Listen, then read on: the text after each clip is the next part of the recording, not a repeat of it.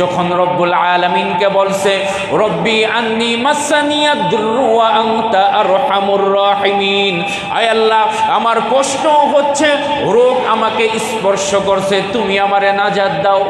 আল্লাহ রব্বুল আলামিন আইয়ুব পয়গম্বরকে সমস্ত রোগ থেকে আল্লাহ হেফাজত করেছেন। ওই আল্লাহ আছে না নাই?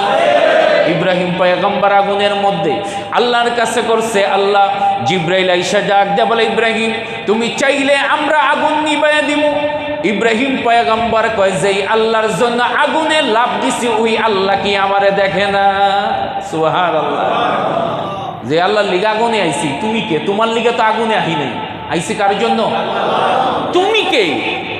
তোমার কি দরকার আমার? তোমার সাহায্য আমার দরকার নাই। ফেরেশতাদের ফোর্স নিয়ে আসছে, তুমি বললে আগুন নিবাইয়ে দেবো, তোমাকে নাজাত দিয়ে দেবো। জিব্রাইল পয়গম্বর যখন বলছে তখন বলে তোমার লিগে আগুনে আসি নাই, যেই আল্লাহর জন্য আগুন আসি, আল্লাহ যদি ডাইরেক্ট সাহায্য করে দরকার ওই সাহায্য নেব, তোমার সাহায্য দরকার নাই। আল্লাহ ডাক দেয় বলে কুলনা ইয়া নারু কুনি বারদাও ওয়া সালামান আলা ইব্রাহিম, এই ইব্রাহিমের আগুন, এই আগুন ঠান্ডা হয়ে যাও, আমার ইব্রাহিম যেন কোনো কষ্ট না হয়।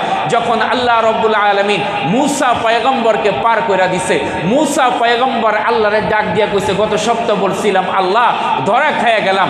আল্লাহ বলে কাল্লা ইন্না রব্বি সায়াহদিন, আরে আমি আল্লাহ তোমাকে পথ দেখাবো, দুনিয়ার সব পথ বন্ধ হয়ে যেতে পারে, আল্লাহ যদি তোমার সাথে থাকে হাজারো পথ আল্লাহ তোমার জন্য খুলে দিবে।